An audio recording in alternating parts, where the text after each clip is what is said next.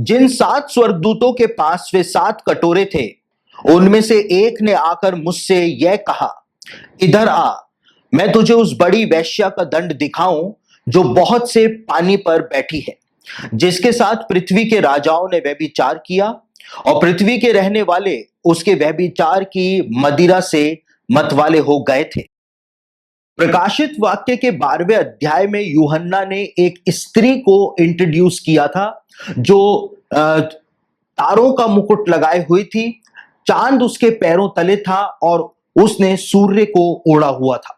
और यहां पर अब 17वें अध्याय के अंदर यूहन्ना एक वेश्या को इंट्रोड्यूस कर रहा है और वो इस बात को कहता है कि एक स्वर्गदूत जो था वो मेरे पास आया और उसने कहा कि मैं तुझे उस वेश्या का दंड दिखाऊं। और यूहन्ना को वो स्वर्गदूत जो था वो वेश्या को दिखाने के लिए नहीं, लेकिन वेश्या का दंड दिखाने के लिए अपने साथ लेकर के गया। और यूहन्ना इस बात को कहता है कि वो स्त्री जो थी, वो वेश्या जो थी, वो बहुत से पानी पर बैठी हुई थी। और प्रकाशित वाक्य उसका 17 अध्याय उसके 15वें वचन में यूहन्ना ने साफ बताया है कि वो पानी क्या है जिन पर वो वेश्या बैठी हुई थी। और यूहन्ना इस बात को कहता है कि वो पानी जो है वो भीड़, देश, जातियां और भाषाएं हैं, कुलों कुलों के लोग हैं, पूरी दुनिया के लोग हैं जिनके ऊपर वो बैठी हुई है। तो यूहन्ना जो है वो यहां पर 17वें अध्याय के आरंभ के वचन के अंदर ही इस बात को बोल देता है, इस बात को बता देता है कि एक वेश्या का, बड़ी वेश्या का दंड दिखाने के लिए उसको स्वर्गदूत के साथ ले जाया जा रहा है। और ये बड़ी वेश्या जो है, इसका नाम भी यूहन्ना ने प्रकाशित वाक्य उसका 17 अध्याय और उसके 5वें वचन के अंदर बताया है। और उसका नाम जो है वो भेद बड़ा बेबीलोन जो है वो बताया गया है। और प्रकाशित वाक्य के 16वें अध्याय के 19वें वचन के अंदर ही यूहन्ना इस बेबीलोन को इंट्रोड्यूस कर चुका था। और यूहन्ना ने इस बात को बताया था प्रकाशित वाक्य 16 अध्याय उसके 19वें वचन में कि जब वो बड़ा भूकंप अंत के दिनों में आएगा तो वह बड़ा नगर जिसको बड़ा बेबीलोन यूहन्ना ने कहा था, उसके भी 3 टुकड़े जो हैं वो हो जाएंगे। यानी यूहन्ना जो है यहां पर जिस स्त्री का वर्णन कर रहा है, जिस वेश्या का वर्णन कर रहा है, उसके बारे में 16 अध्याय उसके 19वें वचन में यूहन्ना ने उसको एक नगर कहकर के संबोधित किया है। लेकिन यहां पर यूहन्ना जो है वो शब्दों का खेल हमारे साथ खेल रहा है। यूहन्ना सबसे पहले उसको एक स्त्री कहकर के प्रकट कर रहा है, उसके बाद वो उसको वेश्या कहकर के प्रकट कर रहा है और उसके बाद वो उसको नगर कहकर के प्रकट कर रहा है। और वास्तव में यूहन्ना हमको क्या बताना मांग रहा था, ये आगे के वचनों से हमको पता चलता है। तब वह मुझे आत्मा में जंगल को ले गया और मैंने लाल रंग के पशु पर, जो निंदा के नामों से भरा हुआ था और जिसके 7 सिर और 10 सींग थे, एक स्त्री को बैठे हुए देखा। यह स्त्री बैंजनी और लाल रंग के कपड़े पहने थी और सोने और बहुमूल्य मणियों और मोतियों से सजी हुई थी। और उसके हाथ में एक सोने का कटोरा था जो घृणित वस्तुओं से और उसके व्यभिचार की अशुद्ध वस्तुओं से भरा हुआ था। उसके माथे पर यह नाम लिखा था, भेद बड़ा बेबीलोन, पृथ्वी की वेश्याओं और घृणित वस्तुओं की माता। बहुत ही गौर करने वाली बात यह है कि यूहन्ना प्रकाशित वाक्य के 17वें अध्याय के आरंभ में एक वेश्या के बारे में बताता है और प्रकाशित वाक्य उसके 17वें अध्याय के 3 वचन में अब वो एक स्त्री का वर्णन करता है और वो इस बात को कहता है कि उस वेश्या का दंड दिखाने के लिए स्वर्गदूत जो था वो मुझको जंगल में ले गया और मैंने जंगल में एक स्त्री को देखा, वेश्या को नहीं लेकिन स्त्री को देखा। आपको यह बात समझनी पड़ेगी कि भविष्यवाणियों की व्याख्या करते समय हमको हर शब्द के ऊपर ध्यान देना पड़ता है और जब तक हम भविष्यवाणियों की व्याख्या में हर शब्द के ऊपर ध्यान नहीं देंगे तो हम कभी भी भविष्यवाणियों की सही व्याख्या जो है वो नहीं कर पाएंगे, क्योंकि भविष्यवाणी के अंदर जो भविष्यवक्ता हुआ करता था वो शब्दों का खेल जो है वो खेला करता था ताकि भविष्यवाणियों के अंदर हमेशा एक कंफ्यूजन बना रहे। और ऐसा ही एक कंफ्यूजन जो है वो यहां पर यूहन्ना के द्वारा उत्पन्न किया गया है। यूहन्ना सबसे पहले उसको एक वेश्या के रूप में प्रकट करता है, उसके बाद उसको वो स्त्री कहता है और आगे जाकर के वो उसका नाम जो है वो बेबीलोन बताता है, बेबीलोन जो कि एक नगर हुआ करता था। यानी तीन बातों की परत यूहन्ना यहां पर चढ़ा करके हमको बताता है। और प्रकाशित वाक्य उसका 17 अध्याय उसके 3 वचन के अंदर यूहन्ना इस बात को कहता है कि वो स्त्री जो थी उसको दिखाने के लिए स्वर्गदूत मुझे जंगल में ले गया और मैंने जंगल में एक स्त्री को एक पशु के ऊपर बैठे हुए देखा। एक बहुत ही महत्वपूर्ण बात जो है वो यूहन्ना इस वचन के अंदर बता रहा था। एक स्त्री जो थी उसको जंगल के अंदर यूहन्ना ने देखा। कहानी का दूसरा भाग जो है वो यूहन्ना हमको यहां पर बता रहा था। ये कौन सी स्त्री है जिसके बारे में यूहन्ना हमको यहां पे बताने की चेष्टा कर रहा है? प्रकाशित वाक्य उसका 12 अध्याय के अंदर हमने इस बात को पढ़ा था कि एक स्त्री जो है, कलीसिया जो है, वो जंगल को भाग गई। और यहां पर यूहन्ना कहता है कि मैंने जंगल में एक स्त्री को देखा। यानी कि प्रकाशित वाक्य 12 अध्याय की आगे की कहानी जो है वो यूहन्ना हमको 17वें अध्याय के अंदर बताता है। इस वचन में आकर के बताता है कि वो स्त्री जो जंगल को भाग गई थी, अब वो जंगल में जाकर के जब उस स्त्री को देखता है तो वो क्या देखता है कि वो स्त्री जो है वो तो 7 सिर और 10 सींग वाले पशु के साथ मिल चुकी है, बिल्कुल उसकी हो चुकी है। और किसकी सहायता से वो जंगल में गई थी? वो उकाब के पंखों की सहायता से जंगल में गई थी। और हमने पहले ही इस बात को जाना था कि वो उकाब के पंख जो भविष्यवाणियों के अंदर बताए गए हैं वो यूनाइटेड स्टेट्स ऑफ अमेरिका को प्रकट करने के लिए बताए गए हैं, क्योंकि उस भविष्यवाणी को पूरे विश्व के अंदर सिर्फ अमेरिका के द्वारा ही पूरा किया गया है। और अमेरिका का राष्ट्रीय चिन्ह जो है वो भी एक उकाब ही माना जाता है, उकाब ही है।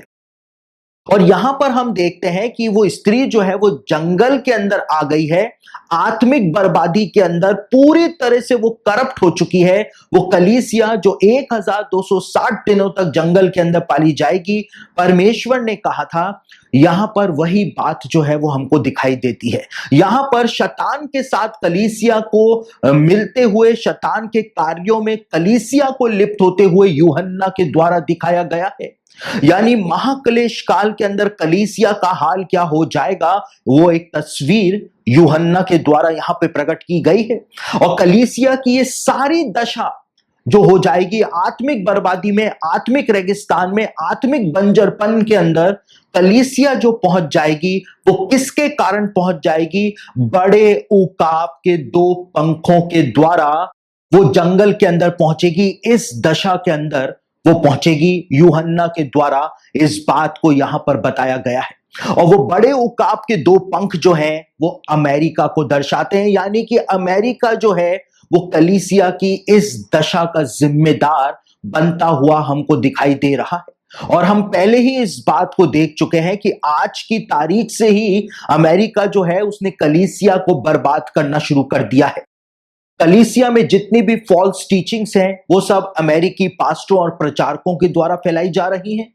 कलीसिया के अंदर जितनी भी गलत काम है वो सारे अमेरिकी प्रचारकों और पादरियों के द्वारा किए जा रहे हैं। और पूरी दुनिया के अंदर जब लोग अमेरिकी पास्टरों को, अमेरिकी प्रचारकों को फॉलो करते हैं तो वो सारे गलत काम जो अमेरिकी प्रचारक और पास्टर करते हैं वो सारे गलत काम अब दुनिया के लोग भी और अलग अलग कलीसियाओं में भी वो काम जो है वो होने शुरू हो गए हैं, जिनके बारे में बाइबल में कहीं पर भी नहीं लिखा हुआ है। और ये अमेरिकी पास्टर और प्रचारक कई सारे, आज बहुत सारे अमेरिकी पास्टर और प्रचारक अच्छे हैं, वचन के ऊपर चलने वाले हैं, वचन का प्रचार करने वाले हैं, लेकिन मैक्सिमम प्रचारक जो हैं वो वचन के विरोध में आज प्रचार कर रहे हैं, कलीसियाओं को लेकर के जा रहे हैं। वही बात जो भविष्य में घटित होने वाली है कि किस प्रकार से अमेरिका जो है वो कलीसिया को एक जंगल में लेकर के चला जाएगा, रेगिस्तान में, आत्मिक बर्बादी में लेकर के चला जाएगा, वही बात की झलक हमको अभी से ही दिखाई देनी शुरू हो गई है। और यूहन्ना ने इसी बात का संकेत जो था वो यहां पर हमको प्रदान करने की कोशिश की थी। यूहन्ना जो है वो एक वेश्या के बारे में बता रहा था और उसने एकदम से अपना सब्जेक्ट चेंज किया और अब वो हमको एक स्त्री के बारे में बता रहा है। प्रकाशित वाक्य के 12वें अध्याय का अगला भाग जो है वो हमारे सामने रख रहा है कि जब वो स्त्री जंगल को चली गई उसके बाद उस स्त्री के साथ क्या हुआ। वो स्त्री जो है वो शैतान के कार्यों के अंदर लिप्त हो गई, शैतान के कामों के अंदर सहभागी हो गई। इस बात को यहां पर यूहन्ना ने बताया। उसके बाद यूहन्ना जो है वो वापस से अपना सब्जेक्ट चेंज करता है और यूहन्ना इस बात को कहता है, उसके माथे पर यह नाम लिखा था, भेद बड़ा बेबीलोन, पृथ्वी की वेश्याओं और घृणित वस्तुओं की माता।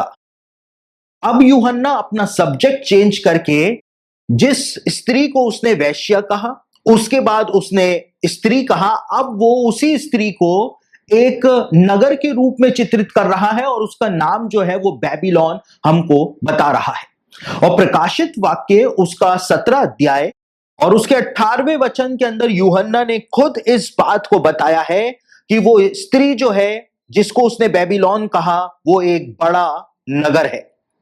यूहन्ना कहता है, यह स्त्री जिसे तूने देखा है वह बड़ा नगर है जो पृथ्वी के राजाओं पर राज्य करता है।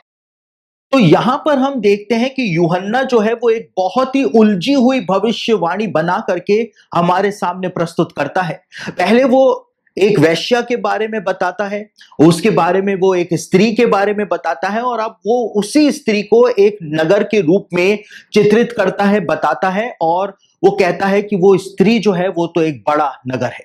यानी यूहन्ना जो है उसने भविष्यवाणियों के ऊपर 3 परतें जो है वो चढ़ाई है।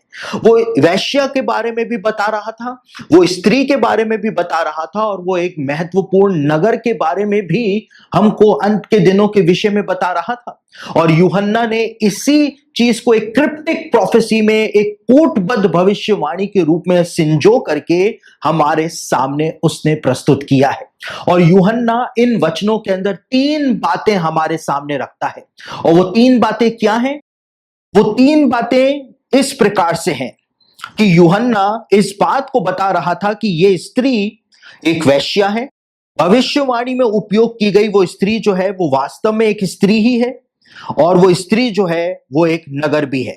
यानी कि 3 परतें भविष्यवाणी पर यूहन्ना के द्वारा चढ़ाई गई थी। और साथ ही साथ यूहन्ना ने इस बात को भी बताया था कि ये स्त्री, ये वेश्या और ये नगर, ये तीनों जो हैं वो 7 सिर वाले पशु के ऊपर ही बैठी हुई हैं। यानी इन तीनों का ही संबंध अंत के दिनों में उस 7 सिर वाले और 10 सींग वाले पशु के साथ स्थापित हो जाएगा। प्रकाशित वाक्य के अंदर जिस स्त्री का वर्णन यूहन्ना के द्वारा किया गया है, हम इस बात को जानते हैं कि यूहन्ना जो है वो प्रकाशित वाक्य 12 अध्याय वाली स्त्री के विषय में यहां पर बात कर रहा था। और यूहन्ना इस बात को बता रहा था कि कलीसिया की स्थिति जो है, कलीसिया की दशा जो है वो अंत के दिनों में विश्वासियों के स्वर्गारोहण होने के बाद आखिर कैसी हो जाएगी। लेकिन यूहन्ना जो है वो एक वेश्या के बारे में भी यहां पर बताता है और वो कहता है कि एक स्वर्गदूत आता है और कहता है, मैं तुझे उस बड़ी वेश्या का दंड दिखाऊं। लेकिन अब सवाल ये उत्पन्न होता है कि ये वेश्या जो है वो आखिर कौन है जो 7 सिर और 10 सींग वाले एक लाल पशु के ऊपर बैठी हुई है। आपको जानकर के हैरानी होगी कि यूहन्ना जो है उसने यहां पर एक बहुत ही ज्यादा महत्वपूर्ण बात बताई है। यूहन्ना यहां पर कलीसिया के बारे में बता रहा था, एक पॉलिटिकल इंस्टीट्यूशन के बारे में बता रहा था और एक नगर के बारे में यहां पर बता रहा था। और हमने इस बात को देखा कि यूहन्ना स्त्री के रूप में कलीसिया के बारे में यहां पर बता रहा था और उसके बाद यूहन्ना अब एक पॉलिटिकल इंस्टीट्यूशन के बारे में बता रहा है और उसको वेश्या कहकर के वो संबोधित कर रहा है। और जिस पॉलिटिकल इंस्टीट्यूशन के बारे में यूहन्ना बता रहा था उसके बारे में प्रोफेसी एक्सपर्ट्स जो हैं उनका कहना है कि वो यूरोप के देशों के विषय में यहां पर बात कर रहा था, क्योंकि यूरोप के देश जो हैं वो आपस में एकजुट हो गए हैं और एक यूनियन का निर्माण उन्होंने कर लिया है और उस यूनियन का नाम उन्होंने यूरोपियन यूनियन रखा है। और यूरोपियन यूनियन का जो ध्वज है, जो झंडा है, उसके ऊपर 12 तारे अंकित आपको दिखाई दे जाएंगे। और यूहन्ना जो था वो यहां पर यूरोपियन यूनियन यानी एक पॉलिटिकल इंस्टीट्यूशन के बारे में ही बता रहा था, जो कि वो पॉलिटिकल इंस्टीट्यूशन 7 सिर और 10 सींग वाले लाल रंग के पशु के ऊपर बैठा हुआ है। आपको जानकर के हैरानी होगी कि यूरोपियन यूनियन का जो नेशनल सिंबल है, उनकी राष्ट्रीय मुहर जो है, उसको देख करके आप हैरान हो जाएंगे, क्योंकि यूरोपियन यूनियन का नेशनल सिंबल जो है वो यूहन्ना के द्वारा यहां पर बताया हुआ है, और बिल्कुल वही का वही यूरोपियन यूनियन का नेशनल सिंबल है। एक पशु पर एक स्त्री को बैठे हुए दिखाया जाता है। यानी जिस प्रकार से अलग अलग देशों के राष्ट्रीय चिन्ह होते हैं, उसी प्रकार से यूरोपियन यूनियन का जो राष्ट्रीय चिन्ह है वो पशु पर बैठी हुई एक स्त्री को बनाया गया है। और यूरोपियन यूनियन का संविधान यदि आप पढ़ें तो यूरोपियन यूनियन के संविधान के अंदर साफ तौर से इस बात को लिखा गया है कि प्रकाशित वाक्य 17 अध्याय के अंदर वर्णित पशु पर बैठी हुई स्त्री जो है वो यूरोपियन यूनियन का ऑफिशियल सिंबल है, उनकी राष्ट्रीय मुहर है। और यहां पर यूहन्ना जो है वो इस बात को बता रहा था कि मैंने एक पशु पर एक स्त्री को बैठे हुए देखा, और वही के वही चिन्ह जो है वो यूरोपियन यूनियन के द्वारा अडॉप्ट किया गया है अपनी राष्ट्रीय मुहर के रूप में। दूसरी ओर यूहन्ना ने भविष्यवाणी के अंदर इस बात को बताया है कि एक लाल रंग के पशु पर जिसके 7 सिर और 10 सींग थे, मैंने एक स्त्री को या एक वैश्या को बैठे हुए देखा। आपको जानकर के हैरानी होगी कि यूरोप के अंदर इस पशु पर बैठी हुई स्त्री के प्रतीक का उपयोग तो किया ही जाता है, लेकिन यूरोप के अंदर इस प्रतीक को दूसरे रूप के अंदर भी इस्तेमाल किया जाता है, जहां पर इस बात को दिखाया जाता है कि एक लाल रंग के पशु पर जिसके 7 सिर और 10 सींग हैं, एक स्त्री जो है वो बैठी हुई है।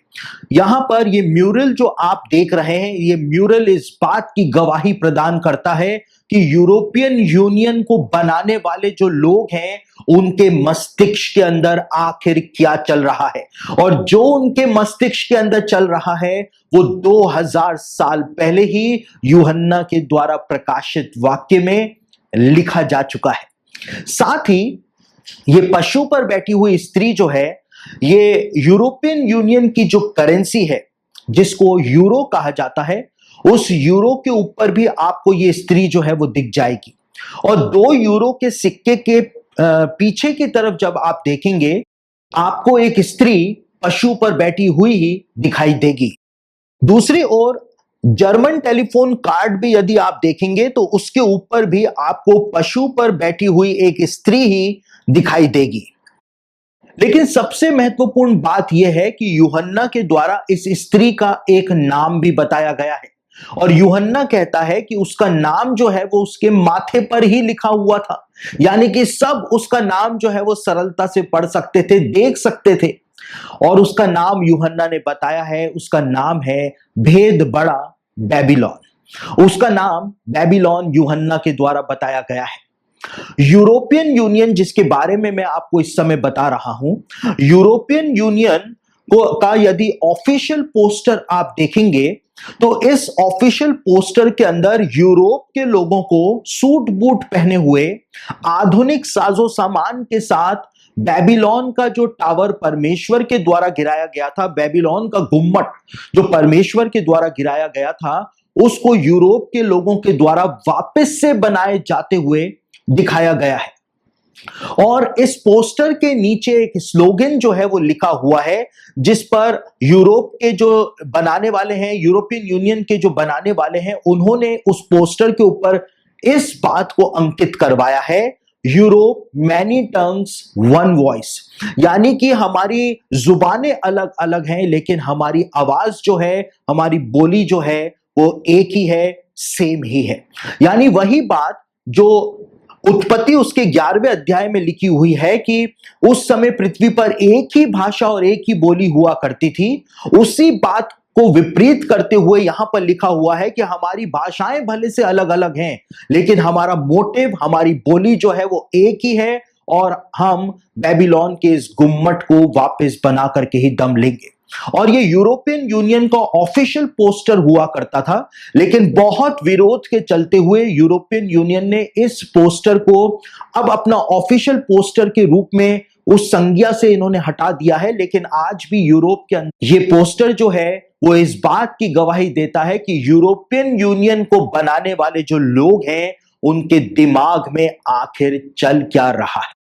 दूसरी ओर जिस प्रकार से यूहन्ना ने इस बात को बताया था कि उस स्त्री का नाम बेबीलोन है, आप यूरोपियन यूनियन की पार्लियामेंट बिल्डिंग को देखेंगे तो हैरान हो जाएंगे, क्योंकि यूरोपियन यूनियन की पार्लियामेंट बिल्डिंग का जो डिजाइन बनाया गया है वो बिल्कुल वैसा का वैसा डिजाइन बनाया गया है कि वो टूटे हुए बेबीलोन के गुम्मट का प्रतीक लगे। यानी बेबीलोन को वापस से खड़ा कर देने का एक विचार यूरोप के नेताओं के मस्तिष्क के अंदर चल रहा है, और उसकी पूर्ति हमको यूरोपियन यूनियन के इस गठबंधन के अंदर देखने को मिल जाती है। और यूहन्ना जो था वो हमारे युग का इतिहास प्रकाशित वाक्य के अंदर दर्ज कर रहा था, और यूहन्ना ने इस बात को बताया कि एक स्त्री जो है वो पशु पर बैठी हुई उसको दिखाई दी। यूहन्ना जो था अंत के दिनों के उस पॉलिटिकल सिस्टम का व्याख्यान हमारे सामने प्रस्तुत कर रहा था। साथ ही यूहन्ना जो था वो इस बात को भी कहता है कि वो स्त्री जो है वो वेश्या जो है वो एक नगर भी है। और प्रकाशित वाक्य उसका 17 अध्याय उसके 18वें वचन के अंदर यूहन्ना ने कहा कि वो एक बहुत बड़ा नगर है जो पृथ्वी के राजाओं पर राज्य करता है। और प्रकाशित वाक्य उसका 17 अध्याय उसके 9वें वचन के आधार पर जो प्रोफेसी एक्सपर्ट्स हैं वो इस बात को मानते हैं कि जिस नगर की बात यूहन्ना के द्वारा यहां पर की गई है वो 7 पहाड़ों वाला एक नगर है जिसकी चर्चा यूहन्ना के द्वारा यहां पर की जा रही थी। और यूरोप का वो 7 पहाड़ों वाला नगर बहुत ही ज्यादा महत्वपूर्ण माना जाता है, क्योंकि जिस 7 पहाड़ों वाले नगर की चर्चा, एक बड़े नगर की चर्चा जो पृथ्वी के राजाओं के ऊपर राज्य करता है, वो नगर जो है वो प्रोफेसी एक्सपर्ट्स के द्वारा रोम को माना जाता है, क्योंकि रोम जो है उसको 7 पहाड़ियों का नगर प्राचीन काल से कहा जाता रहा है, क्योंकि वहां पर 7 पहाड़ियां जो हैं वो पाई जाती हैं। और आज रोमन कैथोलिक चर्च का हेड ऑफिस जो है वो रोम में ही बना हुआ है, और रोम इसी कारण एक बहुत ही महत्वपूर्ण जगह पूरे विश्व की मानी जाती है। तो इस प्रकार से हम देखते हैं कि यूहन्ना जो था यहां पर भविष्यवाणियों की 3 परतें चढ़ा करके हमको 3 बातें बता रहा था। सबसे पहले वो हमको कलीसिया के बारे में बता रहा था, उसके बाद वो हमको यूरोपियन यूनियन के बारे में बता रहा था, और उसके बाद वो हमारा ध्यान रोम की तरफ खींच करके ले जा रहा था। और यूहन्ना ऐसा क्यों कर रहा था? वास्तव में ये पशु पर बैठी हुई स्त्री जो है जो यूहन्ना ने बताई है वो वास्तव में क्या था? यूहन्ना ने किस बात का प्रतीक जो था वो यहां पर प्रकट किया था, और यूहन्ना के जमाने के लोगों ने उस प्रतीक को आखिर कैसे समझा होगा? आपको जानकर के हैरानी होगी कि यूरोप जो नाम है, वो नाम यूरोप नाम जो है वो एक राजकुमारी के नाम पर रखा गया है, जिस राजकुमारी का नाम था यूरोपा। और ये यूरोपा नाम की राजकुमारी जो हुआ करती थी, यूरोप की राजकुमारी जो हुआ करती थी, वो बहुत ही सुंदर हुआ करती थी। और जो ग्रीक देवता था जिसको ज़्यूस के नाम से जाना जाता है, और हमने पहले ही इस बात को जान लिया है कि यीशु मसीह ज़्यूस की तुलना शैतान से करता है, ज़्यूस को शैतान कह करके यीशु मसीह संबोधित करता है। और यूरोप की जो दंत कथाएं हैं वो इस बात को बताती हैं कि जब ज़्यूस देवता ने, यूनानी देवता ज़्यूस ने जब यूरोपा को देखा, उसकी सुंदरता को देखा, तो वो उस पर पूरी तरह से मोहित हो गया, और उसने एक प्लान बनाया कि कैसे यूरोपा को अगवा किया जाए। और ज़्यूस जो था उसने एक बैल का रूप धारण कर लिया, और वो बैल एक सुंदर सा बैल बन के वो यूरोपा के पास आया। और जब यूरोपा राजकुमारी ने उस बैल को देखा तो यूरोप की दंत कथाएं बताती हैं कि यूरोपा जो थी वो उस बैल के ऊपर सवार हो गई, और जैसे ही यूरोपा उस बैल के ऊपर बैठ गई, वैसे ही जो बैल के रूप में ज़्यूस देवता था वो यूरोपा को लेकर के समुद्र के अंदर कूद पड़ा, और वो यूरोपा को एक दूसरे द्वीप पर ले गया, और वहां पर जाकर के ज़्यूस देवता जो था उसने यूरोपा के साथ बलात्कार कर लिया, उसका रेप कर लिया। तो यहां पर हमको कहानी के द्वारा क्या देखने को मिलता है कि जो बड़ा बैल था वो ज़्यूस देवता था और उसके ऊपर यूरोपा जो है वो बैठी हुई थी और वो उसको अगवा करके ले गया, उसका रेप जो था वो उसने कर लिया। तो यूहन्ना ने ये सारा पिक्चराइजेशन जो था, ये सारी इमेजरी जो थी वो उस दंत कथा से ली थी जो यूरोप के अंदर यूहन्ना के जमाने में भी जानी जाती थी और सारे लोग इस कहानी से परिचित थे। यूहन्ना जो था वो उस दंत कथा के द्वारा भविष्य की बातों की झलक हमको बताने की कोशिश कर रहा था। और हम पहले ही इस बात को देख चुके हैं कि यूरोपियन यूनियन जो है वो 7 सिर वाले पशु और एक स्त्री का जो प्रतीक है वो इस्तेमाल करती है। लेकिन यूनाइटेड नेशन ऑर्गेनाइजेशन के विषय में भी हम इस बात को देख चुके हैं कि यूनाइटेड नेशन जनरल असेंबली का जो एंट्रेंस गेट है, उस एंट्रेंस गेट पर ही ज़्यूस देवता की मूर्ति जो है वो वहां पर लगी हुई है। यानी कि यहां पर हमको एक संबंध जो है वो जुड़ता हुआ दिखाई देता है। यूनाइटेड नेशन ऑर्गेनाइजेशन जिसके एंट्रेंस पर ही ज़्यूस देवता की मूर्ति लगी हुई है और यहां पर यूरोपियन यूनियन जो कि जिसका प्रतीक ही पशु पर बैठी हुई एक स्त्री है, ये कनेक्शन जो है वो यहां पर जुड़ता हुआ हमको बहुत ही बारीकी से दिखाई दे जाता है। और हम इस बात को पहले ही देख चुके हैं कि यूहन्ना ने जब वन वर्ल्ड गवर्नमेंट का वर्णन प्रकाशित वाक्य 13 अध्याय के अंदर किया था तो उसने सारे पशुओं के बारे में बताया था, उसने सी के बारे में बताया था, रीछ के बारे में बताया था, एक डरावने जंतु के बारे में बताया था, उसने चीते के बारे में बताया था, लेकिन उकाब के पंखों के बारे में यूहन्ना ने नहीं बताया था। और हमने इस बात को पहले ही समझा है कि ये उकाब के पंख जो हैं वो अमेरिका के प्रतीक के रूप में प्रदान किए गए हैं। यानी इस बात को यूहन्ना ने वहीं पर ही जाहिर कर दिया था कि वन वर्ल्ड गवर्नमेंट जो बनेगी उस वन वर्ल्ड गवर्नमेंट का भाग अमेरिका नहीं बनेगा। और आज हम देखते हैं कि यूनाइटेड नेशन ऑर्गेनाइजेशन का जो मेन ऑफिस है वो अमेरिका के न्यूयॉर्क के अंदर ही पाया जाता है। और यूरोप के देश जो हैं वो इस बात की जिद के ऊपर अड़े हुए हैं कि यूनाइटेड नेशंस का ऑफिस जो है वो यूरोप के अंदर शिफ्ट किया जाए, अमेरिका में से हटाया जाए, क्योंकि अमेरिका जो है वो यूरोपियन यूनियन को और अमेरिका जो है वो यूनाइटेड नेशन ऑर्गेनाइजेशन को बार बार दबाने की कोशिश करता है, क्योंकि उसके हेडक्वार्टर्स अमेरिका के अंदर ही पाए जाते हैं।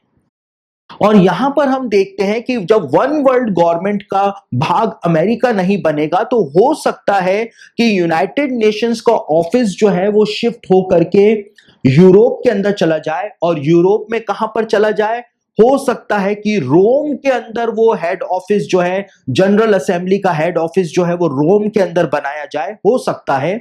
और वो भविष्यवाणी की पशु पर बैठी हुई एक स्त्री जो है वो भविष्यवाणी उस समय पूरी हो जाए, क्योंकि यूनाइटेड नेशन ऑर्गेनाइजेशन का प्रतीक उन्होंने एक ज़्यूस देवता की मूर्ति को बनाया है। और यूरोप के अंदर वो ज़्यूस देवता ही था, वो बैल ही था जो यूरोपा को अगवा करके ले गया था, यूरोपा जिसके ऊपर बैठी थी। यानी कि यूहन्ना ने जो बात बताई है कि पशु पर बैठी हुई एक स्त्री, वो भविष्यवाणी हमको भविष्य के अंदर देखने को मिल सकती है कि पूरा का पूरा यूनाइटेड नेशन ऑर्गेनाइजेशन का स्ट्रक्चर यूरोप के अंदर स्थानांतरित हो जाए, शिफ्ट हो जाए। और उसके बाद वो भविष्यवाणी जो है, जो यूहन्ना के द्वारा यहां पर दी गई है, वो भविष्यवाणी हमको प्रकट रूप में पूरी होती हुई दिखाई दे। और इसकी संभावनाएं जो हैं वो आज ज्यादा देखने को मिलती हैं, क्योंकि यदि अमेरिका वन वर्ल्ड गवर्नमेंट का भाग नहीं बना तो यूनाइटेड नेशंस को अमेरिका से जाना ही पड़ेगा।